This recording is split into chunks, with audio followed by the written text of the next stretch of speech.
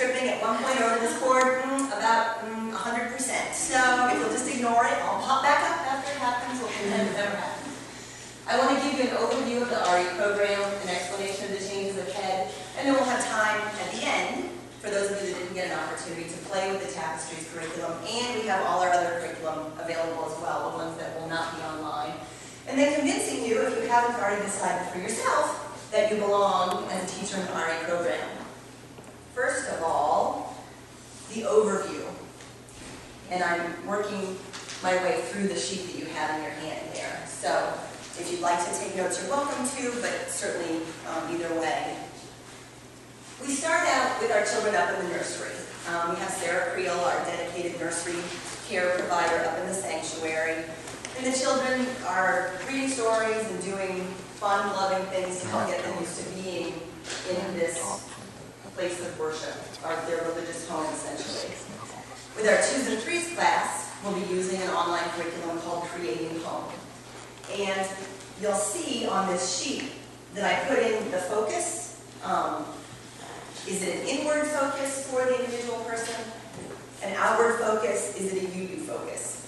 Consistently across the board, we've got a UU focus. This Tapestry of Faith curriculum was written by the UUA, and we heard repeated concerns from people that kids don't understand what being a UU means. And for a lot of us, that is also an issue. What exactly does it mean? What do UUs believe? Well, they believe everything. Well, that's not a real good answer. When your best friend the Baptist is saying, I believe in Jesus Christ, what do you believe? I don't know what I believe. So the 2s and 3s class with Creating Home, it's starting that process of realizing this is your community of faith. We move into the preschool, the kindergarten, and the 1st grade curriculum. Wonderful Welcome is a Tapestry of Faith curriculum. And then Treasure Hunting and Web of Life, those are still paper curriculums. And they've got an inward, an outward, and a UU focus, depending on which one it is.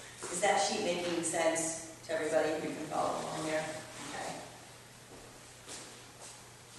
The other thing I want you to keep in mind, if you are wondering about what you would like to teach, think about where you would like to find spiritual growth for yourself in this next year. One of the reasons people share with us that they've decided not to teach is because they want to be up in the sanctuary to focus on their own spiritual growth. Well, if you're a teacher, you're in the sanctuary 50% of the time, but I guarantee whatever area of your spirituality you would like to work on, there is a curriculum that will help support you in that goal.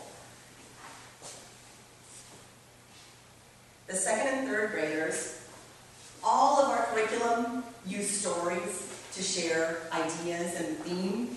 These 2 are specifically about the stories, though. There are lots of stories that we as educated people need to know. New Testament, Old Testament, stories from other religions. And these curriculum help to make sure that our children have been exposed to those stories.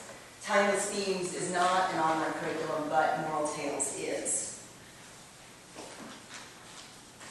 And then finally, the 4th, 5th, and 6th graders, these are all 3 Tapestry of Faith online curriculum.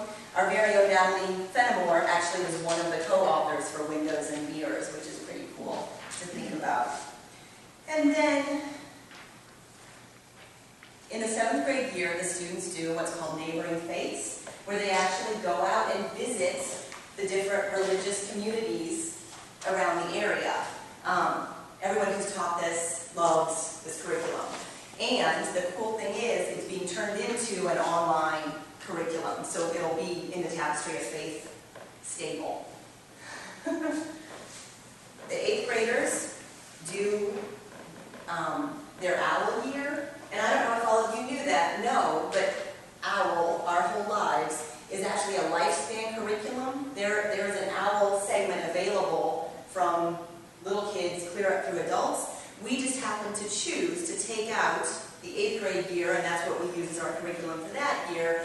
And then for the 1st graders, we have a smaller segment to help the children get some of that exposure as well.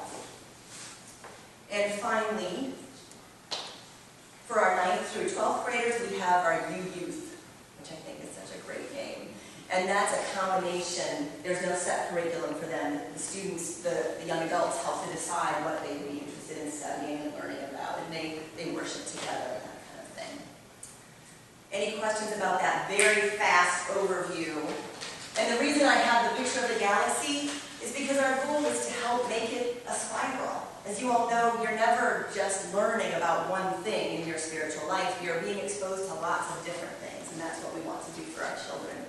For the senior high, there is no specific curriculum? No. I think the impression I've gotten is that it's lots of discussion, lots of... I've taught that in the past. Okay. That was a question, whether that's the best way to do it, because some of the students seem to like it a lot, and others complain of disorganization like continuities. Yeah, and I would suppose it's one of those things that depends on the kids you end up with as well. It's got to be so fluid. Yeah, that's a bit, for now, no, there is no set curriculum. Jenny? Yes? I did speak with Helen Rose yesterday. Oh, and tell everyone who Helen Rose is. She is the coordinator for the high school program and oversees many aspects of our work with teens, both during worship time on Saturdays and Sundays and also outside.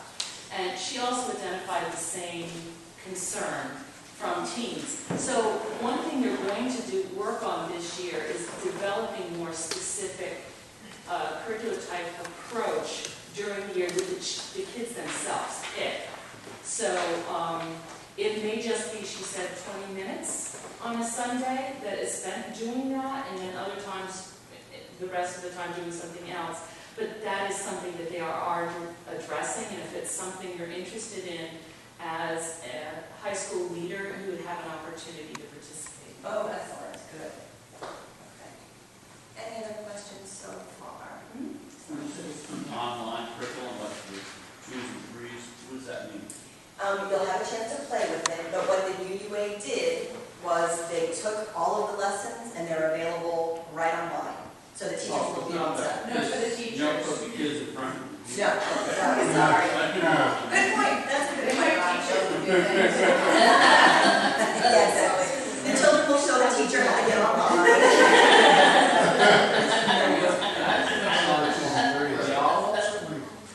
I don't understand the significance of just taking the first grade as the introduction and then wait till the 8th grade, have the full year.